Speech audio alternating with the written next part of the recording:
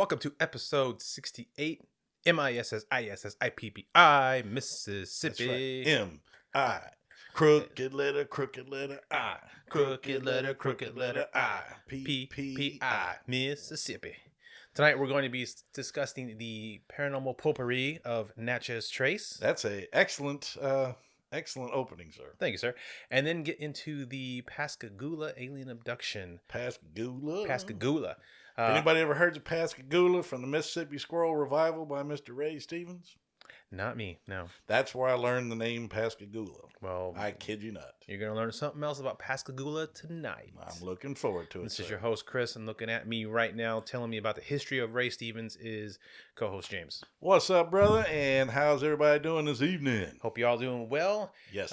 Staying safe and staying inside away from these high-ass gas prices, but that's another story. But let's go ahead and get into the Natchez Trace, because you were telling me off air that it's got all kinds of shit going on. So I'm very interested to hear what's happening on this trace. It's a definite hodgepodge, my brother.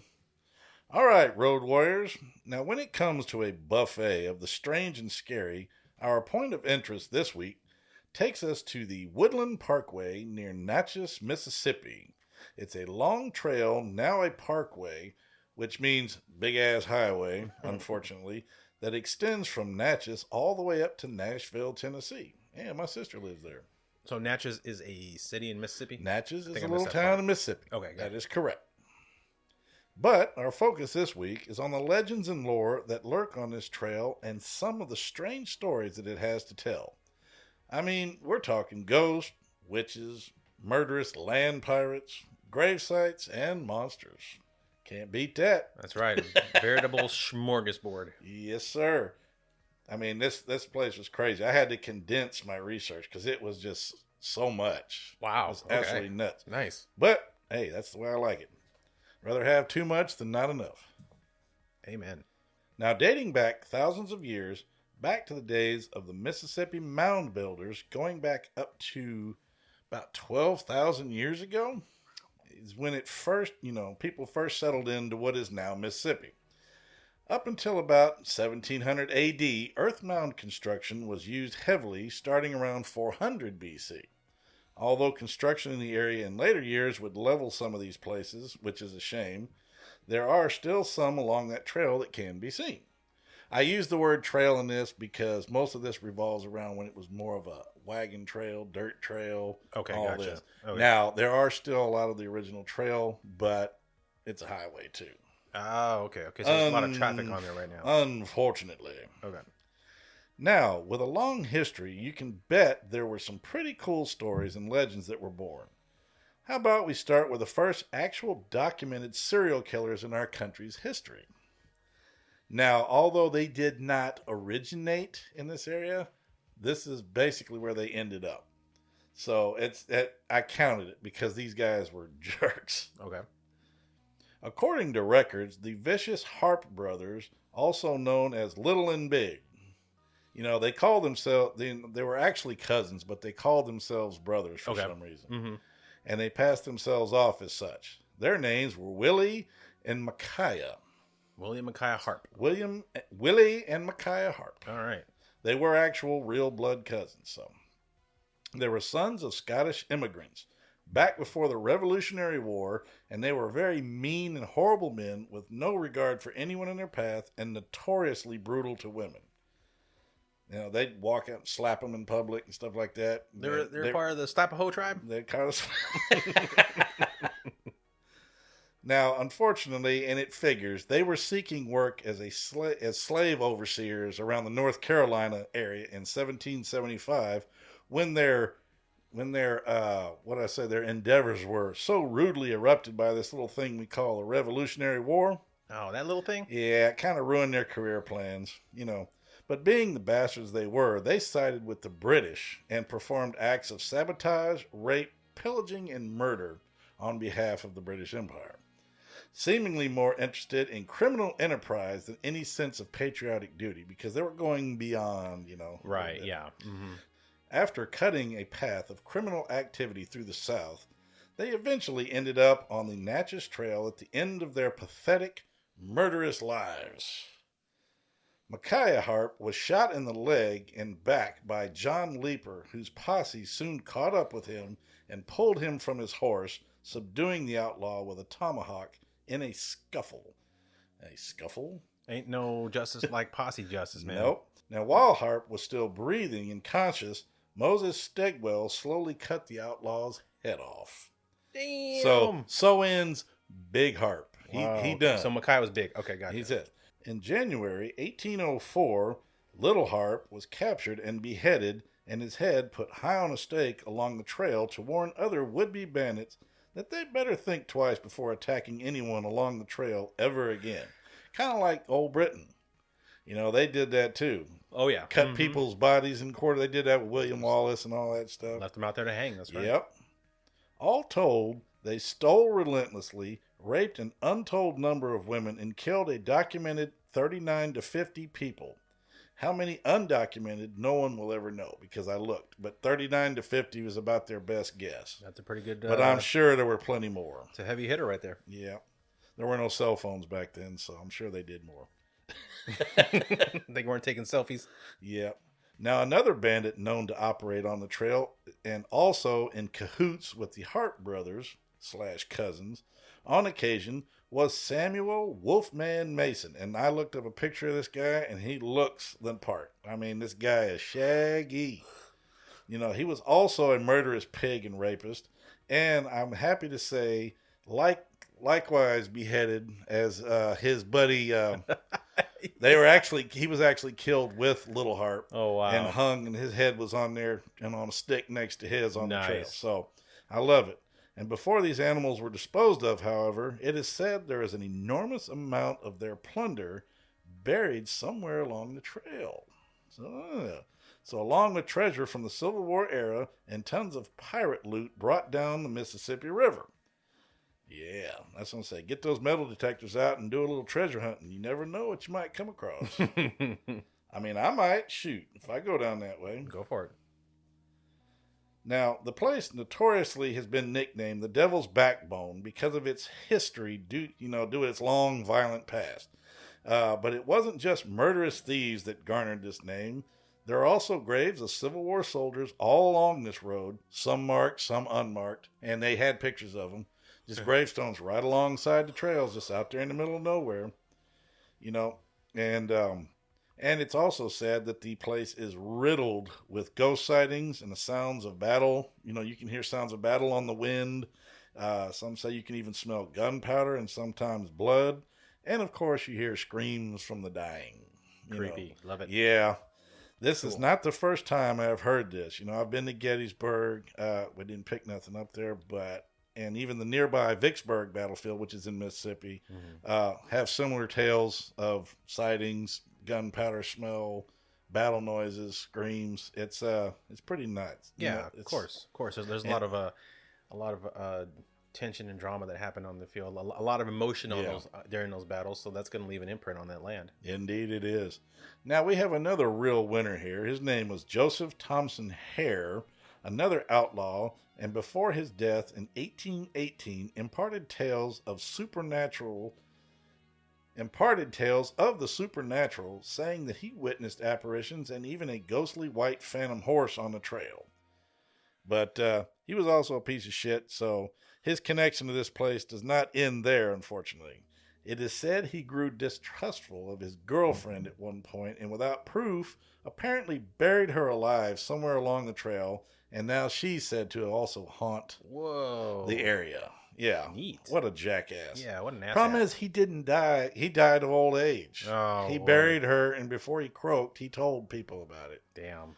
You know, but I put, No, so folks, have you had enough? No, keep going. Not me. Let's add to the fact that there were and possibly might still be witches in the area. Located at milepost 233.2, gal. The witch dance is definitely one of the creepiest spots along the Natchez Trace.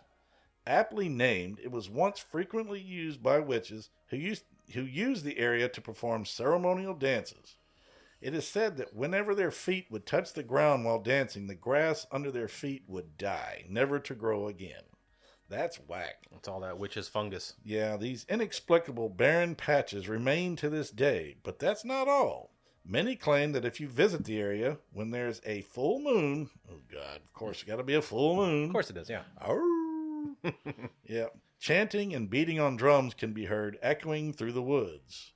Hints of the Hawaiian night stalkers, the night walk, those night stalkers. Yeah, geez. Just some old ladies butt naked in the woods doing their chanting. Now, for you brave types out there, myself included, if you are really feeling brave and want to get your paranormal on, they have taken the time to build a campground in the area. So you can actually go camp right there where the witches dance happens. Cool. Yeah, let's do it. Now, they say it's possible they still do that today, but they don't know. But this was... Yeah. I mean, there's covens all over, so yeah. Now, add to all this good stuff, murderers, witches, is the Chattawa Monster. Now, although he doesn't exclusively hang there, sometimes he's said to be spotted in this area. He's basically the Mississippi Bigfoot. Okay. The Chattawa Monster. All right. Now, originally he was up around the Pike County area, but the story goes a vicious half-man, half-ape creature was on a sideshow train in a circus. And he was, of course. And he was so freaking mean, he had to be put in his own steel car, and he could not be put near humans nor animals because he would attempt to always kill them or harm them. In true Final Destination fashion, the train derailed and everyone and most of the animals were killed. Only the beast and a few monkeys actually survived. Which reminds me of a book that I read when I was a kid, but it has nothing to do with monsters. But okay. It was a train wreck and a bunch of monkeys got loose. It's called Summer of the Monkeys. Uh-huh. It's a great damn book. It's hilarious. Now, back to the subject in hand. He was spotted about 2 weeks after the wreck, and an attempt to recapture him was made, but they failed. Now, be that as it may, sightings of a large, hairy creature near the swamps still persist to this day. I like that. Man, what a ride this would be. These occurrences were just in Mississippi alone. Imagine what may have gone on all the way up this trail to Nashville. This stuff was just in Mississippi. It goes through parts of Alabama, and it goes all the way up in Tennessee. So, man, I'd love to be able to run this thing. We may have to visit those at some point in future episodes. Well, that's what I was just about to say. When we get to Tennessee, I thought I might try to cover the Tennessee half of this trail and see what's just going on up there, if there's anything interesting. Right, of course. But like I said, brother, all I know is it might be time to take a ride along the Natchez Trail for sure. I mean, what do you think? I think, there's multiple places we could stop and just camp. I mean, we can check out the area where the killers were beheaded. Yes. Check out the area where the witches dance. I wouldn't mind seeing some naked-ass witches dancing. We even have the mile marker, man. And the mile marker, that's right, yeah. And then where the Bigfoot... I mean, this thing has, so much going on in just a small stretch of road in I condensed it, dude. Yeah. I really did. I had to condense it down because I didn't want to talk for 5 hours on this stuff. Talk as long as you want, man. I know, but yeah. Yeah, But anyway, you know what I mean. But you know what I mean. Yeah. Right. I gave you a basic summary of everything that happens along this patch in Mississippi. So it's out there. Yeah. It's just time to go get it. That's all right, man. Let's put that on the list of all the other places we got to go visit on our eventual road trip. Now, what I call our lottery road trip. When we hit the lottery, we get that double-decker bus with full sleeping quarters, a private chef, and a driver, and can afford the gas and gold toilets. I was gonna say, yeah. I mean, first we couldn't go because of the pandemic. Now we can't go because of high gas. So we'll have to wait for all this to pass, and then maybe in the year 2025, 2039 probably we'll be able to actually go on this trip. Because we'll probably still be doing this show. I'm sure we will. As long as I'm breathing. There's a lot in America we have to cover, so... Yes, sir. Yeah. All right, man. Well, let's go ahead and take a break, and then when we get back, we will talk about the Pascagoula River aliens. Man, I am looking forward to that.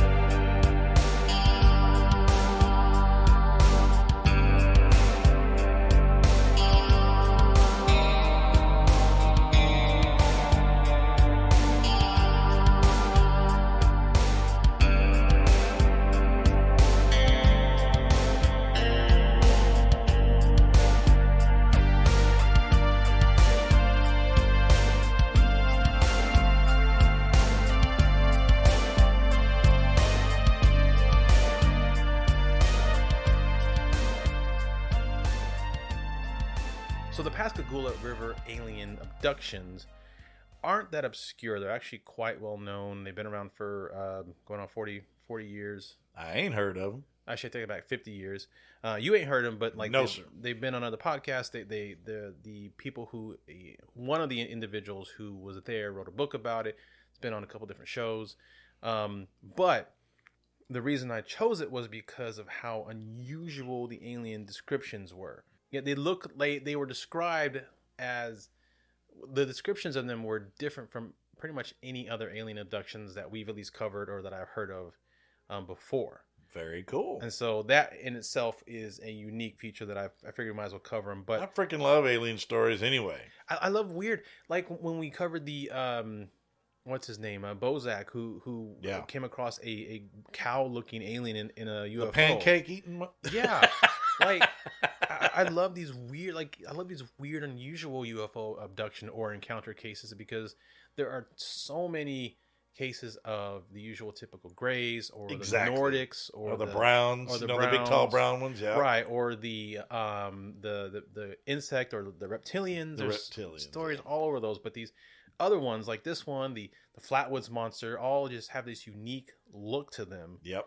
That, as far as I know, hasn't been spotted again. So it's like a one-time thing, and it's fascinating. Awesome. So before I begin, let me just let you know the most information from this for this story came from an interview with one of the abductees, Calvin Parker, that was recorded in the Country Road magazine online by Alexandra Kennan on September 21st, 2021. So it was just last year that they did the interview with him. Yeah, I like that.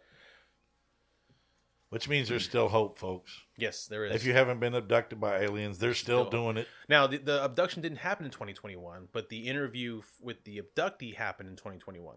The abduction happened in 73. Oh, rats. But this interview that I'm pulling from would happen in 2021, which means that one of the two is still alive. Gotcha. The Pascagoula River is the largest undammed river in the contiguous 48 states, and is also known as the Singing River. There is a spot located on US 90 between Biloxi, Mississippi and Mobile, Alabama. And in the late summer and autumn months, a sound can be heard in the evening, a sound that's similar to a swarm of bees flying down the river. Wow. Now, as one sits there and listens, the sound grows nearer and louder until it sounds like it's coming from directly in front of the listener. Yeesh. According to legend, the sounds are the death chants of the Pascagoula Indian tribe, who sang while walking hand in hand into the river to avoid fighting with the invading Biloxi tribe. Yep, I remember reading about that. I did know about that. I knew where it got its name, and I was going to interject if you didn't say. Yeah. But you did. But I covered it. Yeah. Outstanding, sir. Awesome. But on the evening of October 11th, 1973, so I was not yet a twinkle in my daddy's eye. Nope, and I was 6. You were 6, all right. Just a little over 6. Calvin Parker, who was 19 at the time, and Charles Hickson, 42, went out fishing on the Pascagoula River for a night of fishing and relaxation. Yeah, 42, he did. yeah, for sure, yeah. Just kidding. What actually occurred that night has become so infamous that the Pascagoula city government has dedicated a historical marker for the event. The city government. Near the boat launches at Lighthouse Park. So you can go there now and see the historical marker for this event. There you go. Point of interest. Now, Parker was... Don't... Yep, there you go. Point of interest, yeah. Another park, That's right. Check mark on our road trip. Another check mark, yes, sir. And Parker was a simple man with simple goals. He stated, quote, "I wanted to get married, have children, wanted to have grandchildren, wanted to buy a house, retire, and fish." Parker had just started a job at F.B. Walker and Sons shipyard when his foreman, Hickson, who also got him the job, asked if he wanted to go fishing after work. You want to go fishing? You want to go get some catfish? Go catfish noodling? I would never do that. Forget that. Parker had just moved into town and didn't have his fishing gear with him, so Hickson loaned him some of his own. They arrived at the West Bank, and after being attacked by swarms of bugs, they decided to move it down to the shipyard, which had fewer lights and less bugs.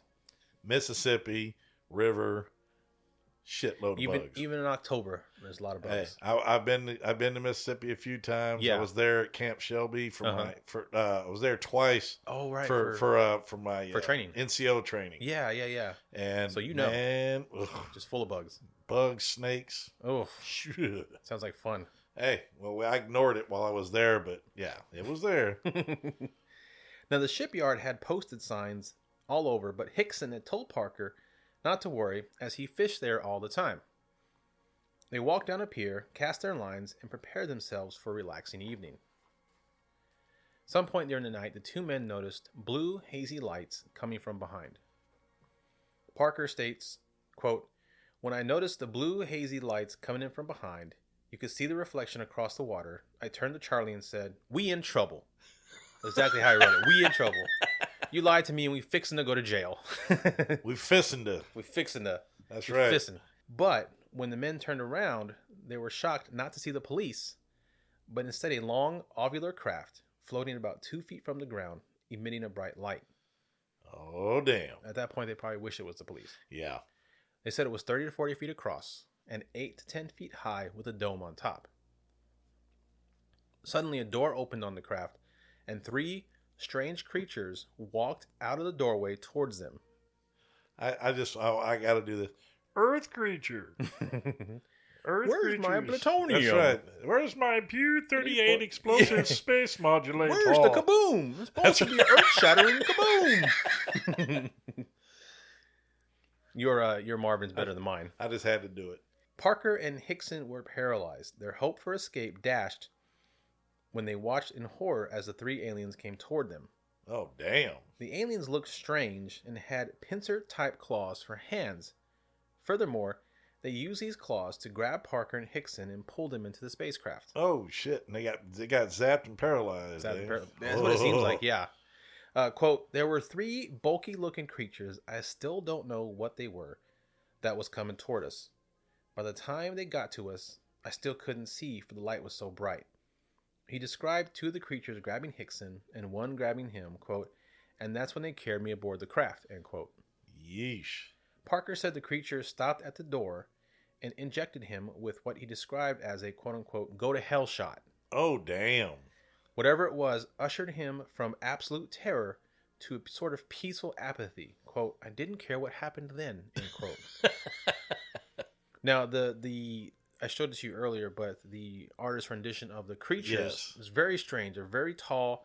They have, like I said, pincers for hands. They were described as white. Yep. And they have these weird sort of like 4 like antennae coming from not the top of their heads, but like from the face, the sides, and the back. Wow. And it looks like almost like, what did you say it looked like? Well, the head looks like a roughneck helmet. If anybody knows what an oil field worker roughneck helmet looks like, it's like domed and like a brim, and then it came right into where their face was. Mm-hmm. And then they had these weird 2 large 2-toed feet, and they were very, very sort of upside down, no, like a triangle shape, because they were pointed on top, and then they went down to like a slope sort of. But they're absolutely atypical of anything you've seen. Yes. When it comes to the typical alien sighting. Right. Very, very strange looking, and of course that will be the picture on the absolutely got to be the picture. Yeah, it's weird. So Parker described being taken aboard the craft, down a hallway, and into a room where the creature placed him on an examination table made entirely of glass. According to Parker, at that point, the gray wrinkled creature that brought him on board the ship left the room. Quote, "That's when something came out of the ceiling about the size of a deck of cards." Oh, shit. You know what's going to happen. He said the square-shaped object circled him, making a series of clicking noises. Uh-oh. Better prepare that anus, buddy. That's right. Quote, "I never thought about it until here lately." Okay. Here it comes. Here he comes. "But it was like this MRI I was in, except the click wasn't that loud," Parker explained. And then it shot back up into the ceiling. You know what? I don't know if you ever saw Flight of the Navigator. Yeah, but it's been ages. Anyway, the little alien eye thing that Paul Rubens does a voice for, that's what it reminds me of, because it's like this little tiny thing that goes around and around. And Gotcha. Yeah, it looks like an eyeball. Then a smaller being entered the room, which Parker said made him feel more at ease. He couldn't move his body, but rolled his head toward the creature. Quote, she was normal, end quote. Matter of fact, if I'd been in a bar room drinking or something and was single, at that time, I'd have probably asked her out on a date, end quote. So he'd hit that. He hit that. That's how normal she looked. She looked like a normal human. Isn't she lovely? Calm down, Marvin. Calm down.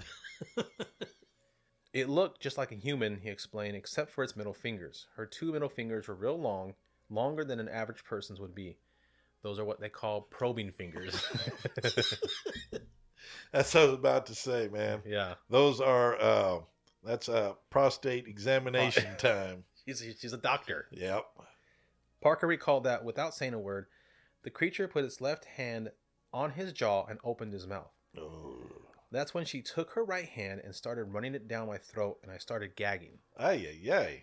She's doing the probing the wrong way. You don't do it in the butt, not in the mouth. Anyway. She had scratched it up real bad, and it was bleeding. It was a darn mess. It pulled its hand back out. Parker had the impression that it didn't want to hurt him anymore. Then it made a groan from deep within its throat. He said, quote, I don't know if you've ever heard an alligator's mating call where they vibrate the whole air around you, but that's how it sounded. Really? Yeah, I'm going to try and find one, and then I'll insert it here. Okay.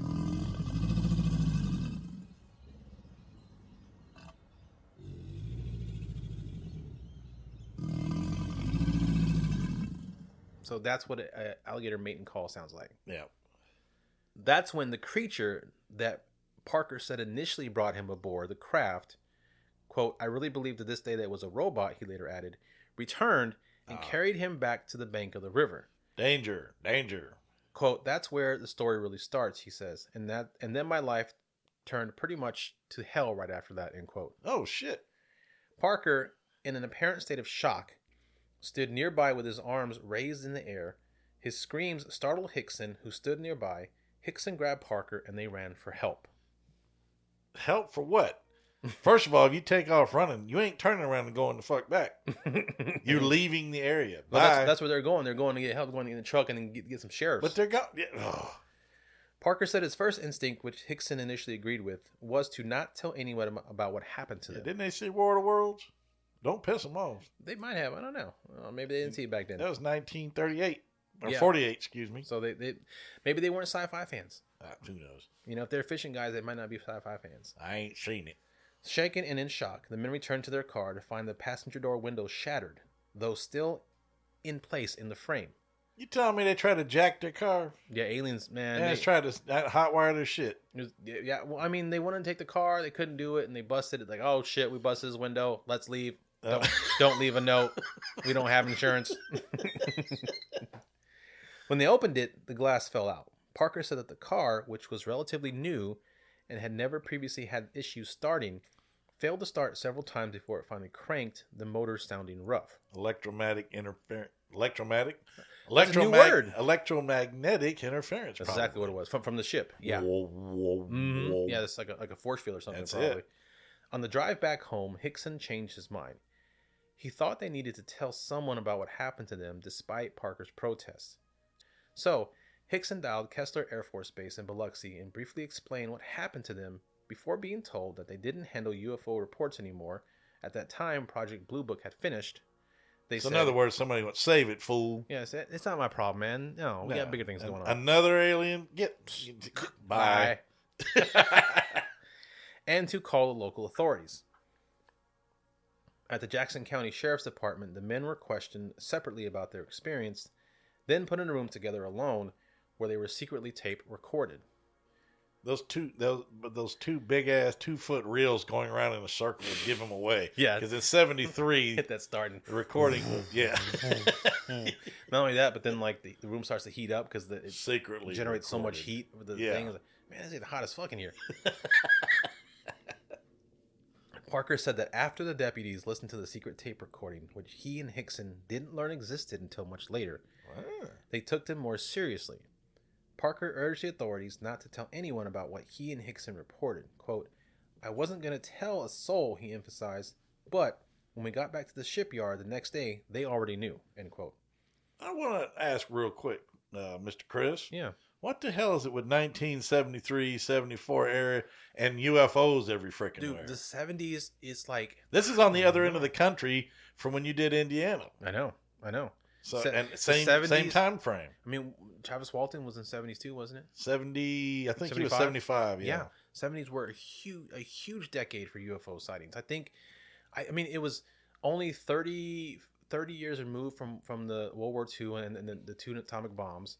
We were in, I think we were And I shall resist making my Spielberg reference. but we were still in the middle of a Cold War. But I think that's kind of when we started really, really ramping up the world technology. I suppose so. And maybe that's when they were taking notice. Makes sense. I don't know, but you're right. The 70s have all of a sudden lot it's like, of good Lord, crazy man. UFO encounters. Hell yeah. Absolutely.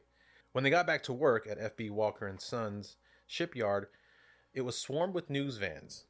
Parker estimated that around 200 reporters were there hoping to talk to him and Hickson. It made big news. It made news like the Walton I one. guess it did, yeah. Mm-hmm. In addition to the reporters, astronomers and pioneering ufologists Dr. J. Allen Hynek and Dr. James Harder arrived in Pascagoula within 36 hours to interview and hypnotize Parker and Hickson. They got there super fast. You sure Parker and Hickson's names weren't changed to protect the innocent? No, His name wasn't Russell Case. No, that's their actual names. Because you know when Russell was in the ship, the aliens molested him. Yes, sexually. I know that. Yes. Yeah. But they didn't get molested sexually. They just got like a hand shoved down their throat. That was all. Now, maybe in some countries that's a sexual move, but who knows? I guess. Hynek was the scientific advisor for 3 major UFO studies undertaken by the U.S. Air Force: Project Sign, Project Grudge, and of course, Project Blue Book. Sweet. Quote, "Of course, I lost my job at the shipyard because people wouldn't leave me alone," end quote. He drove back home to Laurel hoping to leave the events of October 11th behind in Pascagoula. And it started from there. It was just like a roller coaster. I went to work. The reporter would show up at work while I was working. And you know, the people you work for, eventually they get tired of that. Yeah. So I'd lose another job, end quote. Yep. I see nothing. I know nothing. Now, eventually he did go by the name Randy. Randy. To avoid the constant barrage of press. Randy. That's not a porn name. No, it's not. Well, I don't know. Maybe. I'm just kidding. It is. And that's one of the big porn names of the 70s, for God's sakes. Oh, okay. Gotcha. And quote, and that's where it went from there to hide. But this has followed me all my life, end quote. Of course, despite the sheriff's office secret tape recording, the multiple hypnosis sessions, and the polygraph tests backing up Parker and Hickson's story, many of even the men's own friends and family do not believe them. We took polygraph tests, voice stress tests, been hypnotized 3 times, had more credible witnesses than any case around, and more credible people talking, he said. But see, back in the 70s, people thought you was crazy to have done something or seen something like that, end quote. Exactly. I synced it. No, you didn't. Right. You're crazy. You're crazy. Parker said that he isn't sure who believed him and who didn't at the time because he avoided talking about it for so long. Quote, "One thing, my daddy-in-law didn't believe me when this first happened. He told my wife, quote, within a quote, you don't need to marry him, end quote, and all that stuff. That boy ain't right." Yeah. Boy, Bobby. But he came back and apologized. He pulled me aside and said, "Son, I owe you an apology. I didn't believe you when this happened, but I've seen something since then and I believe it." Oh, so daddy-in-law got a UFO experience too. Maybe he got throat fucked by an alien. That's why he's like, "I'm sorry." No, I'm sorry. It's more like, "I'm sorry." Yeah. I'm sorry. There's no doubt in my mind that this happened to you, end quote. Hickson, however, did not have trouble speaking about the event. He was older than Parker and more well known in the town. Yeah. However, Parker feared that the aliens had infected him, and he went home and took a bath in bleach after the incident. Ooh. Don't do that. That's not good. Did he gurgle? No, he liked the Ace Ventura thing. Ay. Following the incident, Hickson gave interviews and lectures, appeared on television, including an episode of the game show To Tell the Truth. And in 1974, he claimed additional encounters with aliens, and in 1983, authored a self-published book called UFO Contact at Pascagoula. Parker later attended UFO conventions, and in 1993, started a company called quote-unquote UFO Investigations to produce television stories about UFOs. I wonder if he's still alive. Parker is, yeah. Parker is. Yeah. Maybe we can drag his ass down here for an event. Because the interview that I'm taking most of this from is from this past September. Oh, that's right. Hello. Duh. Recently, though, more witnesses have come forward to corroborate what the men saw that night. Nice. Maria and Jerry Blair of Theodore, Alabama, waited in a parked car across the river for Jerry's boss. Jerry was scheduled to work that evening and his boss was late. Quote, I was looking in the sky and I noticed a blue light in the sky over where they were fishing, Maria said. It started moving and it seemed like it was following along the Pascagoula River. I just saw the lights on it. It was going back and forth. Sometimes it would sit there and it went on for about 20 to 25 minutes. Damn. A few minutes later, Maria hears something splash in the river. She ran over only to see something in the water. It saw her and then sank below the surface. See, that's just it. White people. Damn it, Whitey. Stop it. Well, that's peculiar. I'm serious. I don't know what the hell it is about us white folks. We hear ghosts, we see ghosts, we run to it. We don't run away. Yeah, UFO, we hear noise. Well, what the hell is that? Let me go take a look. I was going to see what that is. Maybe it's got something for me. Yep. She believes it was indeed one of the aliens. Her husband did not see the thing in the water. Judy Branning and her 3 friends also saw the UFO. They feared coming forward after seeing how Parker and Hickson were treated in the news would also follow them. Well, it would. Yes, it would. It would. Yeah. They're exactly right. Quote, it didn't make noise, she said. It had bright, bright lights. Ah, stealth mode. Hickson passed away in 2011. He was 42 after all at the time. Parkson retired at the age of 67 to Moss Point, Mississippi, saying, quote, so the retiring and fishing has come about, but it was a long battle to get there, end quote. But that night has never left him. Quote, it scared the living hell out of you. I still have a few nightmares about it. I really think that I was abducted by some kind of life form from another planet, end quote. And I believed, man. You know, they're from what I could tell, their story hasn't changed at all in the 50 years since it happened. He, as mentioned, he didn't have a really good reception to it at the beginning. Nope. They took a ton of different tests, you know, the stress test, the hypnosis, the polygraphs, and they all passed. There are a lot of people, there are a lot of skeptics out there, people from like Joe Nickel from the Skeptical magazine who write it off automatically as them being like drunk. Because there's a part in there that I didn't mention, but they mentioned that for a good portion of it, they were like knocked out. Yeah. And they don't remember any of it. So, you know, they write it off as like, you know, what is it? The hypnagogic state, basically. Okay. Yeah. And they were imagining things. But I mean, you have those other witnesses that came forward that saw a UFO on the exact same night, around the same time as the men saw it, and saw and the creatures they saw, at least I'll have to go back and look. I don't know my 70s sci-fi television knowledge, but they don't look like anything they had in the 70s. No, it doesn't. Like, no.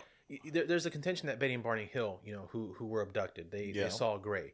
There's a contention that a few nights before their abduction, you know, Barney was watching The Outer Limits and saw an alien on the show that kind of looked like it. Yeah. Maybe that's where he got it from. But as far as maybe you can fully tell me, in the 70s, were there any aliens on TV or movies that looked anything like the thing I showed you? No, the only thing on TV that even half alien looking was like the Slee Stack and stuff. Oh yeah, that's nothing like it. And unlike shows like Space 1999 or Buck Rogers or anything, the aliens were obvious. Right. I mean, they weren't nothing like this, you know. Yeah. But yeah, most of the aliens looked human. Mm-hmm, mm-hmm. You know, so because of budgetary constraints or exactly. Yeah. So and these things look like walking vegetables. Exactly. Star Trek, same stuff. Just humanoid, just green skin or black and white skin or big whatever. Giant heads or whatever. Yeah, exactly. So yeah, I completely believe this happened. I think based on the evidence I found, this is one of the most authentic and craziest abduction stories I think we've ever covered. Yep. Yeah. And you know, and it's really, really interesting. And I think that a lot of people who were abducted have no memory of it because they have that technology. They just scrub it. They scrub the memories. Yeah. Mm-hmm. Yep. So you never know, man. Yeah. That's a very cool story, dude. Cool, man. Thanks. Well, you know, I do know, I do know where people can find more content from us. Yes, they can. I think you know that too, right? I do know that, Where and can I they shall do that? impart that. Folks, if you'd like to support the show, we'd sure appreciate it. Just go to www.patreon.com/State of Fear. It's $7. It's called The Road Warrior. You can also go check out our Buy Me a Coffee. It's in our link tree. That's true. If you don't want to do the monthly thing, if you don't want to do $7, you want to do $1. You can go to Buy Me a Coffee. Look on our Twitter page on the link tree. You can go donate $1, and it all goes back to the show, and we really appreciate it. There's a lot of driving we got to do. Yes, it is. Yes, it is. Speaking of driving, why don't we head off to the next state, which I don't know what it is right now, but we'll figure it out by the time this comes out. We'll figure it out. Like That's I said, right. we'll just flip a coin and or either- throw a dart at the map or something. Let's throw a dart and figure out where we're going next. Anyway, that's all right, man. Well, let's hit the road, brother.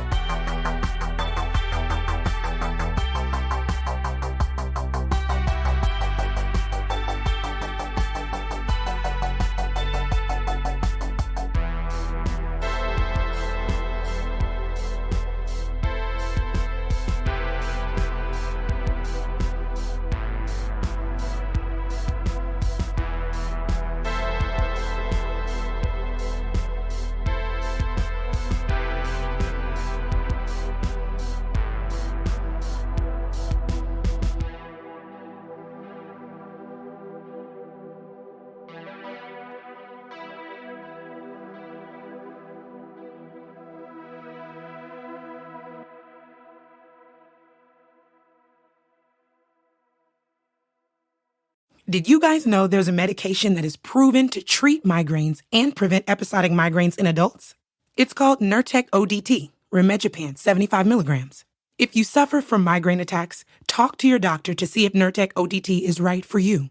Don't take if you're allergic to Nurtec ODT. The most common side effects were nausea, stomach pain, and indigestion. For important safety prescribing and patient information, visit NURTEC.com.